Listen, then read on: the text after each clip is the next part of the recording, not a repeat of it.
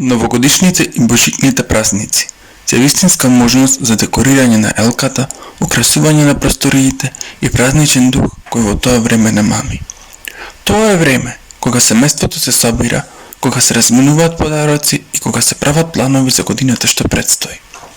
Меѓутоа, оно што најмногу ги радува малите е декорирањето на елката. Многумина од нас не знаат која е вистинската причина поради која декорираме елката. Но се е убаво објаснато во една руска бајка. Имено над пештарата во која Христос бил роден, растеле дрва, бор, кедар и елка. Нив ги обсипала светлината на Христовото раѓање, па посакале и тие нешто да подарат. Кердарот ги затресал своите гранки и пред пештарата паднале иглички, полни со убав мирис.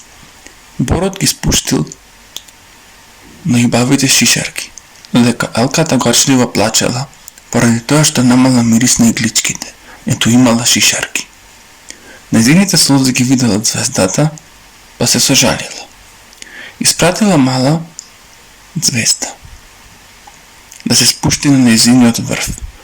Тогаш таа ја прекрила со звездина светлост и длабоко започнала да се поклонува.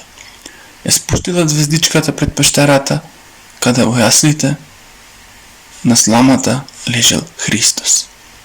Затоа и денес на врвот на елката се става звезда, како знак на љубов кон Исус Христос.